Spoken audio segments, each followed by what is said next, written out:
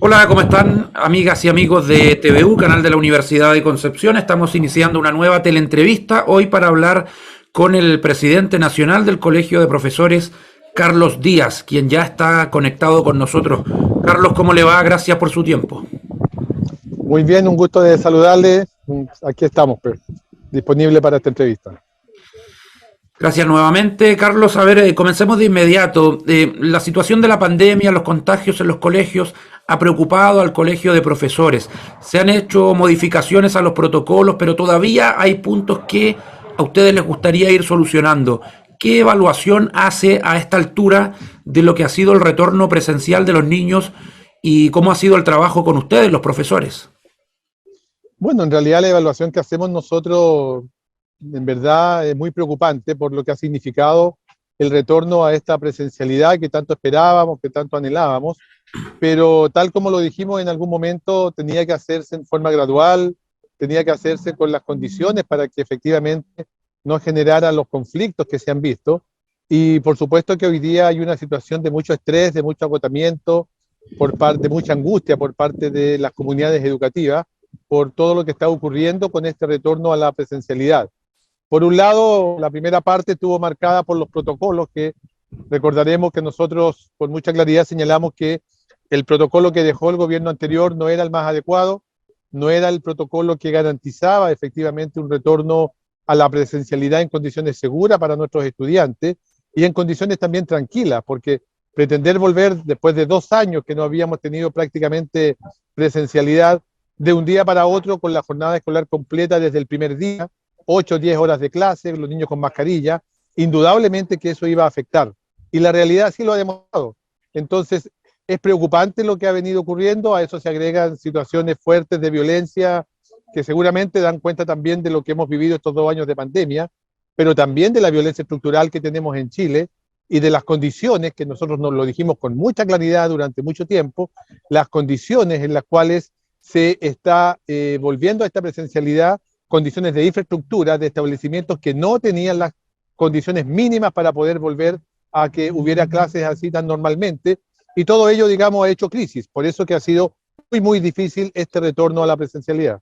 Carlos, sí, lo han dicho claramente los dirigentes locales también, que hay una crítica a cómo se preparó o no se preparó el retorno presencial por parte del gobierno anterior. Pero ese gobierno ya pasó. Ahora le toca a este nuevo gobierno, la nueva autoridad educativa. ¿Ha hecho cosas por solucionar esas falencias en el regreso o no? Bueno, nosotros presentamos los primeros días que asumió el gobierno con el nuevo ministro, presentamos precisamente nuestra postura respecto del protocolo y le dimos a conocer nuestro planteamiento sobre los cambios que se debían de llevar a cabo para garantizar al menos un retorno más tranquilo a esta presencialidad. En realidad el gobierno tomó algunas de las cosas que dijimos, algunas, pero hay varios temas que lamentablemente no fueron considerados y eso nos parece grave, nos parece delicado, porque además explican lo que ha venido ocurriendo en estos últimos días.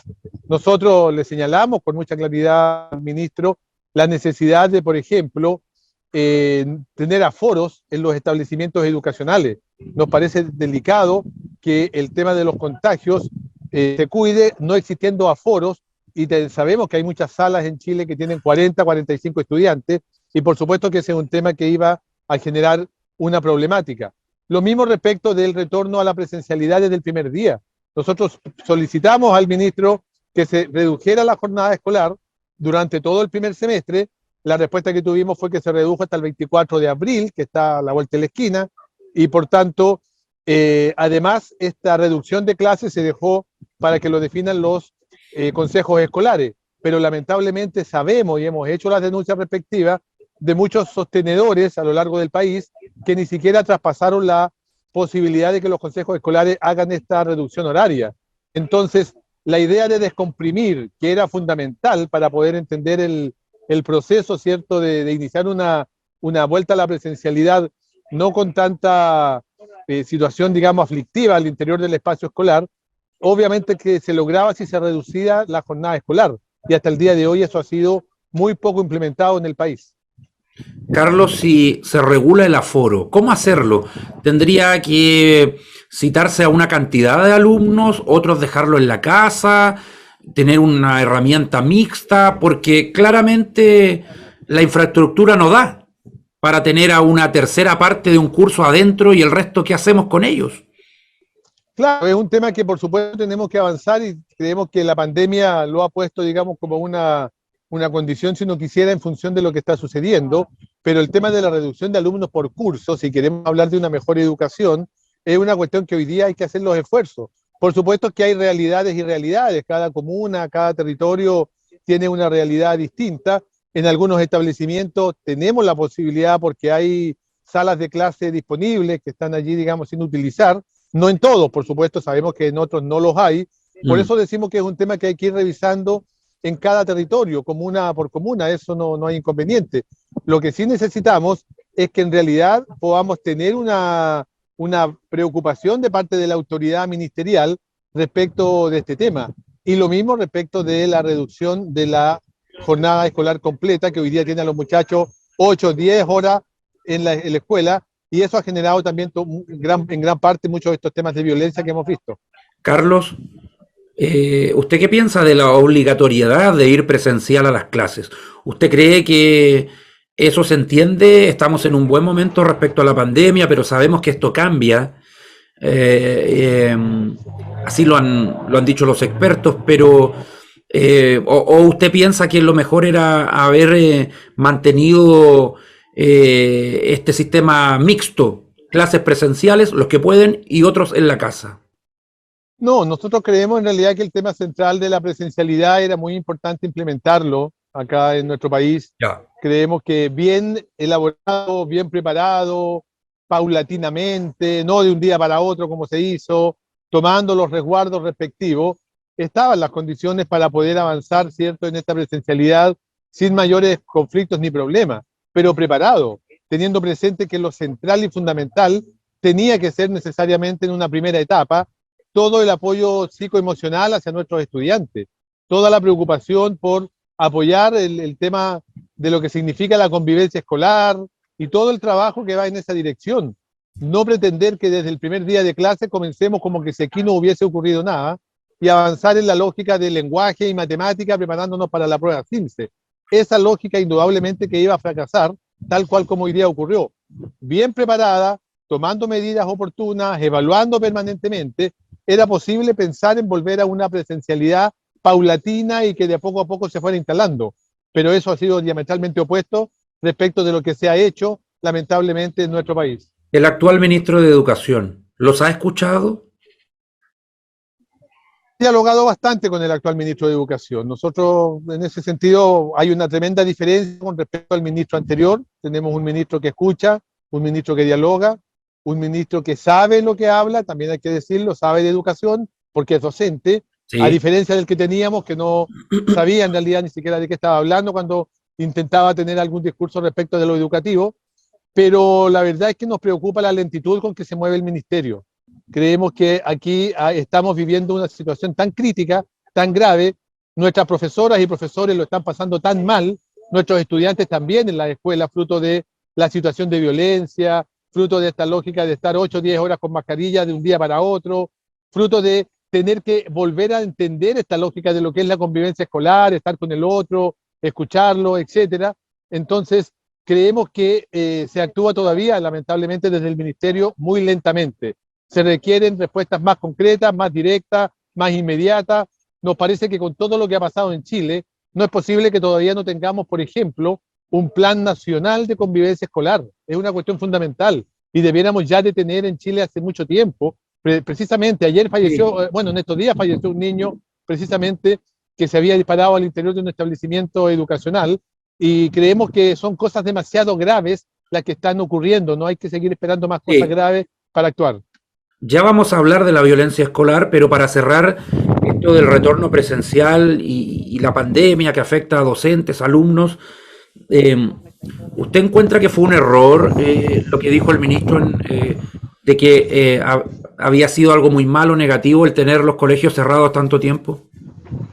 Sí, fue un error absoluto, así lo lo planteamos, digamos, a través de la prensa el mismo día, porque en realidad aquí es no tomar en cuenta lo que fue una decisión, en primer lugar, por supuesto, planteada desde las y los profesores, en conjunto con los sostenedores municipales, pero también una decisión que compartían los padres y apoderados. En definitiva, fue una decisión familiar que era fundamentalmente de protección, protección respecto de lo que significa efectivamente cuidar la vida y la salud. Por tanto, no puede ser un error tomar una decisión que en su momento se ajustaba absolutamente, porque si no se hubiese tomado esa decisión, habríamos tenido a 3,5 millones, 4 millones de estudiantes deambulando por las calles, precisamente con la posibilidad cierta de contagiarse mucho más de lo que ocurrió, y contagiar a su familia, contagiar a sus seres queridos, y eso habría sido terrible, cuando no teníamos vacuna, cuando la condición era muy diferente a la que tenemos hoy día. Por tanto, creemos que claramente fue un error del ministro haber hecho esa aseveración. Vamos a la violencia escolar. Evidentemente, el retorno a clases no solamente trajo la preocupación de ustedes y de toda la comunidad por la pandemia, sino que también este fenómeno de la violencia escolar. ¿Cómo lo toman ustedes en el colegio de profesores? Y si realmente ven un aumento en estos hechos, o siempre han ocurrido y ahora quedan revelados de una manera más clara. No, indudablemente que la realidad nos dice que hay dos cuestiones fundamentales. Primero, hay un aumento, efectivamente, y hay un aumento también en la intensidad de la violencia que se está viendo en los espacios escolares, mucho más grave, mucho más fuerte, y eso es preocupante. Y también hay un aumento respecto de la premura con que ocurren. Uno sabe y entiende que es fruto del cansancio, del estrés, de situaciones que se van dando durante el año escolar, a mediados de año, a fin de año, aparecían estos fenómenos de violencia en muchos establecimientos. Pero reitero, no con la violencia que hoy día están, pero aparecían a mitad o a fin de año, no la primera semana de clase, no la primera quincena de clase. Entonces, indudablemente que hoy día estamos frente a un fenómeno nuevo, que yo creo que tiene múltiples causales, no es una sola, entre ellas, por supuesto, la pandemia y lo que significó vivir el encierro durante prácticamente 2 años, pero también aquí hay una violencia estructural que está dada indudablemente por la situación y las condiciones que tenemos hoy día a la gran mayoría de la población en Chile. No olvidemos que hay un problema también de salud mental que se ha afectado con mucha fuerza a los adultos, también afecta con mucha fuerza y con mayor fuerza a los estudiantes y a los niños jóvenes y adolescentes, que tienen menos herramientas que las que tenemos los adultos, incluso para enfrentar todo esto. Algo Entonces, mencionó, es grave. algo mencionó antes, pero se supone que en los establecimientos hay un proceder, hay un método, o ustedes quieren algo más, un plan nacional para enfrentar esto y por dónde empezar a abordarlo. Sí, por supuesto. Aquí lo que se requiere es un plan nacional de convivencia escolar y para enfrentar todo lo que tiene que ver con la violencia al interior de los espacios escolares. Y efectivamente, una de las críticas que hemos planteado también al Ministerio de Educación es que seguimos con los lineamientos que dejó el gobierno pasado. No ha habido cambio al respecto. Y si nos vamos a ver los lineamientos, los protocolos, los puntos de vista para este tema expresados en el gobierno anterior y que hoy día siguen vigentes, tenemos la política de aula segura, que nosotros no Exacto, compartimos. que fue muy No polémica. compartimos. Absolutamente. Primero porque criminaliza al movimiento estudiantil, pero además la solución que da es policial. Y fíjese que hay un antecedente que es grave. El 72% de los estudiantes que fueron sancionados por aula segura terminaron desertando del sistema, es decir, terminaron en la calle, quedaron sin educación. Y después nos lamentamos de los graves problemas de delincuencia que hay en Chile y cuando vemos a muchachos que son adolescentes y que están delinquiendo, ¿por qué no están en la escuela? ¿Cuántos de ellos seguramente fueron suspendidos o expulsados fruto de la política que se implementó por aula segura, que sigue vigente? Y lo hemos planteado al ministro. Hay que cambiar la ruta. Tenemos que avanzar hacia una salida educativa. La salida para esta problemática de la violencia no puede ser una salida policial, tiene que ser educativa. Para usted, la raíz está en la violencia estructural, en la sociedad, en esta sociedad individualista. ¿Qué rol tienen los papás? Muchas veces se apunta al profesor que tiene que disciplinar, pero muchas veces los jóvenes vienen con una mala educación de base, un entorno complejo. ¿Cómo ve el fenómeno usted Indudablemente. en el fondo del mismo? Sí, Es un cúmulo de elementos que lamentablemente se conjugan para poder entender lo que hoy día está ocurriendo. Indudablemente que lo primero y la base está en la violencia estructural que hoy día tenemos en Chile, que se expresa de distintas formas y que lamentablemente poco a poco hemos ido hasta normalizando y ya la tenemos esta violencia estructural presente en muchos lugares. Por ejemplo, en Antofagasta tenemos una paralización de semanas de parte de los profesores, más de 30 escuelas municipales, particularmente por las condiciones en las cuales están estos establecimientos. También es violencia pretender que un niño vaya a estudiar a una escuela o que un profesor vaya a trabajar a una escuela que no tiene resueltos los problemas de alcantarillado, que no tiene resueltos los problemas de infraestructura elementales, que se están cayendo los pabellones, etcétera. Cuestiones de ese tipo también son violencia en este país. Y eso se agrega indudablemente a las condiciones en las cuales están muchas familias en Chile. Y claramente esta violencia que también se vive al interior de la familia, el niño la va aprendiendo. Y en la escuela, en la educación, también hemos, lamentablemente, sido formados en un sistema que también va en la línea de la violencia. Hoy día el modelo educativo que tenemos en Chile fomenta especialmente la competitividad. Nos pasamos compitiendo unos contra otros, porque eso es lo más importante, el ranking, el sacar un buen resultado en el CIMSE, el sacar el mejor resultado de la comuna para decir que somos los mejores. Y no ha habido una preocupación por educarnos, por enseñar verdaderamente y tener un modelo educativo para precisamente poder avanzar en la idea de convivir juntos, de trabajar, de ser solidario, de ayudarnos, porque eso es lo fundamental. Pero el modelo educativo que tenemos en Chile también tiene que ser modificado para poder tener una dirección distinta. La sociedad que estamos construyendo va a depender en gran parte del modelo educativo que tengamos y no vamos a cambiar esta sociedad si no cambiamos también el modelo educativo que hoy día rige en Chile. Carlos, ¿qué otras demandas tiene el Colegio de Profesores? Más allá de la pandemia y de la violencia escolar, sabemos que hay temas importantes, que ustedes tienen una agenda y que me imagino van a ir lanzando en la mesa a medida que pase el tiempo, cuando ya este gobierno esté plenamente instalado. Sí, por supuesto. Bueno, tenemos en realidad, ya hemos tenido reuniones con el ministro, hemos definido claramente la coyuntura y el tema del retorno, el tema de la violencia, todo lo que ha ocurrido nos ha sacado un poco del otro tema, pero ya planteamos 5 temas urgentes al ministro que esperamos respuesta y solución de aquí a mayo. Es el tiempo que nos hemos dado en conjunto con el ministerio. De aquí a mayo tenemos que tener resueltos 5 temas que son centrales.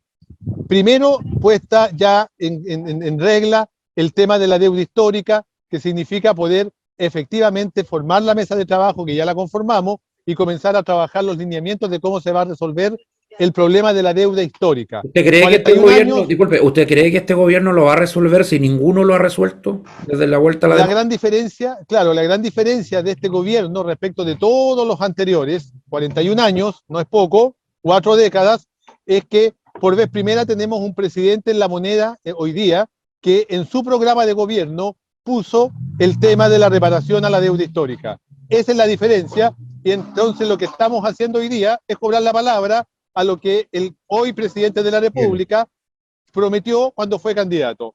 Esa es la diferencia. Por tanto, sí que creemos que eso se va a cumplir. Segundo, estamos viendo el tema del bono de retiro.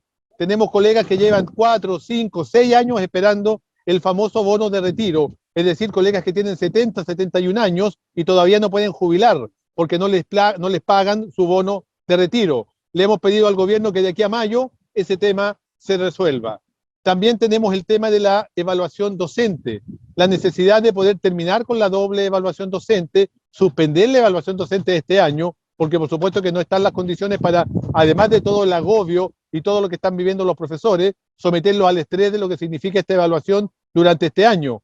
Y por tanto, de aquí a mayo esperamos que ese anuncio se haga por parte del ministerio. También nos preocupa el tema del CIMSE, este sistema de medición de la calidad de la educación que genera tanto estrés y que además nos lleva a la lógica de la competencia.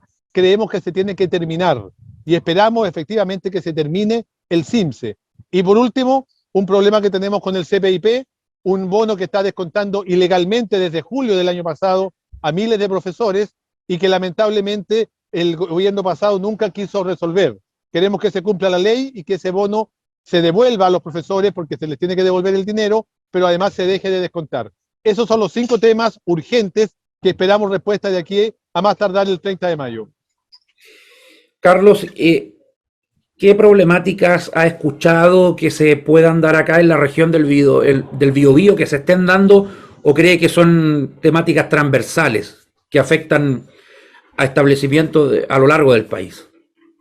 Bueno, tenemos situaciones transversales, indudablemente que cada territorio además tiene su particularidad a partir de su propia realidad, pero en lo concreto tenemos situaciones muy generales que tienen que ver con los serios problemas de infraestructura que hoy día ya lo comentábamos recién y que son en todo el país. Acá Ese es un tema grave. tengo entendido que todavía hay por ahí alguna escuela modular de los tiempos del terremoto. ¿Cómo puede ser posible?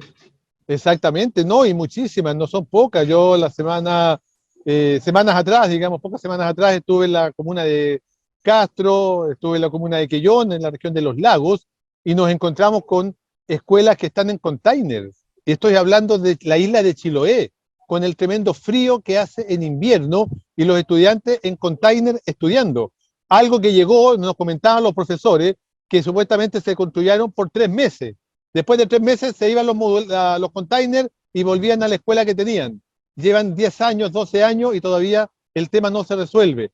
Entonces tenemos serios problemas de infraestructura, no están las condiciones para que en muchos lugares se lleve a cabo el proceso educativo como corresponde.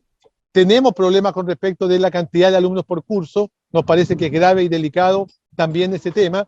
Y tenemos un problema central que tiene que ver obviamente con el modelo educativo que tenemos y cómo dejamos de pensar que lo único importante es lenguaje y matemática en la formación de los estudiantes y damos paso efectivamente a una formación integral, plena del ser humano. Y eso significa cambiar el currículum. Y le hemos pedido al Ministerio de Educación una revisión y un cambio también respecto del currículum que hoy día entregamos, porque creemos que necesitamos mucho más arte, mucho más deporte, mucho más filosofía, muchos más espacios de reflexión para nuestros estudiantes y no centrar todo única y exclusivamente en aquello que mide el CINCE, o sea, en lenguaje y en matemáticas.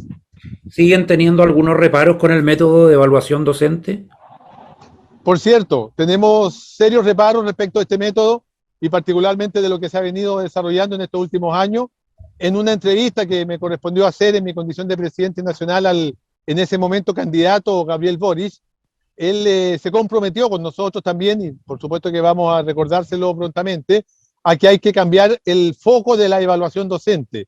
Y tenemos que pasar de una evaluación docente que como punitiva, como la tenemos hoy, a una evaluación docente formativa, porque creemos que puede ser un elemento importante para formar, para ayudar, para dar luces de mejoría respecto de la labor que hacemos. No tenemos inconveniente en ello, pero muy distinto es cuando hay una evaluación como la de ahora, que la única preocupación es el tema de lo punitivo, de castigar, de sancionar y además de estresar con una cantidad de temáticas que hay que enfrentar para la evaluación que nos parece que están absolutamente de más. ¿Cómo está la salud mental de los profesores? Muy alterada, muy complicada, nos preocupa profundamente los niveles de estrés, los niveles de agotamiento, los niveles de preocupación que existe en el profesorado respecto de lo que está ocurriendo. La verdad que el cansancio que nosotros vemos y percibimos con nuestros colegas es realmente impresionante. Pareciera que estuviéramos en noviembre o diciembre y estamos en abril respecto de lo que ha sido este mes de clases que llevamos. Llevamos prácticamente un mes, mes y medio.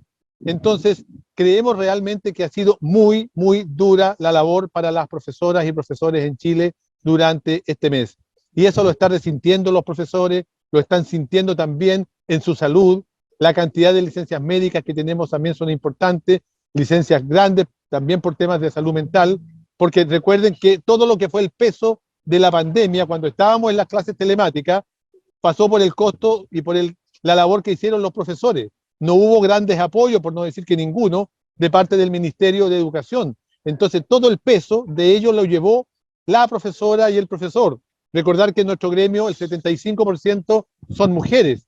Entonces, además del peso de la casa, de los hijos, de lo que significa todo el trabajo, llevaron también, lamentablemente, el peso de la educación de todo su curso. Y eso indudablemente que resintió la salud de nuestras colegas, pero además volver a estos niveles de violencia, a estos niveles de incertidumbre, a estar 8 o 10 horas hablando con una mascarilla que es sumamente incómodo y todos quienes la usamos y queremos hablar de repente una cosa mínima nos damos cuenta. pero además agregar a ello los niveles de violencia que hemos visto indudablemente que han afectado. Estamos muy preocupados realmente por la salud de nuestros colegas y porque esta situación pueda derivar en condiciones aún peores si no se logra verdaderamente resolver la problemática que hoy día tenemos en nuestro país. Hay una nueva estrategia sanitaria, un nuevo plan paso a paso que de una u otra manera nos afecta a todos. ¿Usted opina qué opina de eso? ¿Era el momento de avanzar? ¿Hay algunas medidas más flexibles? ¿Lo de la mascarilla en espacios abiertos? ¿O ve esto con cautela? Sí, nosotros creemos que con esto hay que ser muy cautelosos. La experiencia nos dice que en realidad no podemos descuidar situaciones por pretender dar lógicas de que aquí ya hay normalidad. Todavía no hay normalidad, todavía hay una pandemia que es delicada, que es grave, que mata personas, todavía siguen muriendo personas por COVID, no nos olvidemos de ello. Y por tanto creemos que las medidas tienen que irse tomando con todo el resguardo que corresponde, con todo lo que significa efectivamente tener certeza respecto de que eso no va a provocar mayores niveles de contagio. Nos preocupan algunas situaciones respecto de lo que ocurre afuera de la escuela respecto de lo que ocurre adentro. Si afuera de la escuela en algunos espacios se sigue insistiendo en el tema del aforo, en espacios cerrados, ¿cómo se traduce eso en los espacios cerrados que tenemos al interior de la escuela, donde no se toma la misma disposición? Se cae a veces en contradicciones que cuesta entender teóricamente, pero indudablemente que tenemos que avanzar y tenemos que ser capaces de salir de esta situación también en la cual estamos, y por ello que indudablemente que se requiere la mayor disposición de todas y todos, pero sobre todo la cautela, no apresurarse, porque muchas veces por querer ir más rápido, lo que hacemos en realidad es retroceder. Por último, hay quienes ven en el colegio de profesores un órgano un poco conflictivo. ¿Qué le diría a esas personas? Que bueno, el Colegio de Profesoras y Profesores de Chile es la organización de trabajadores más grande, mayormente numerosa que tiene el país, en donde están organizados los docentes, en donde la organización es la única herramienta que tenemos los trabajadores, porque somos trabajadores igual que el resto de los trabajadores de este país, y por tanto lo que hacemos como organización indudablemente es velar por tener una mejor educación. Nos parece fundamental avanzar hacia una mejor educación para nuestros estudiantes, y cuando hablamos de tener una mejor educación para los estudiantes, indudablemente que también eso nos lleva a tener mejores condiciones laborales. Si hay profesores que tengan mejores condiciones laborales, eso va a repercutir en los estudiantes. Por tanto, no es conflictivo, en realidad hemos defendido la vida y la salud, lo hemos hecho con mucha fuerza porque estamos convencidos de lo que estamos diciendo y porque además la realidad nos ha dado la razón. Yo quiero solo recordar las palabras del ex ministro de Educación, quien nos decía, el señor Figueroa, que los desconectados de la realidad éramos los dirigentes del colegio de profesores, que cuando hablábamos de que las escuelas no tenían las condiciones, estábamos desconectados de la realidad. Sin embargo, este mes que llevamos de clase y unos pocos días más, ha demostrado que todo lo que dijimos, lamentablemente todo lo que dijimos, es lo que ha venido ocurriendo, y por tanto el desconectado era el gobierno anterior y el ministro de Educación, que jamás entendió en realidad lo que era el proceso escolar. Por tanto, el Colegio de Profesores lo que ha hecho es fundamentalmente en este tiempo de pandemia proteger la vida y la salud de nuestros estudiantes, de nuestras familias, y seguiremos avanzando por también conseguir una mejor educación para nuestras niñas, niños y adolescentes. Carlos Díaz, presidente nacional del Colegio de Profesores, muchas gracias por conversar con TVU de la Universidad de Concepción. Un gusto de saludarles, siempre un placer conversar con ustedes, y un abrazo muy afectuoso a todas las profesoras, a todos los profesores de ahí de la región del Biobío. Sabemos de su compromiso, sabemos de la tremenda labor que realizan, sabemos de la tremenda vocación, y por tanto con mucho afecto, todo el cariño y nuestro reconocimiento por todo lo que han hecho. Gracias, Carlos.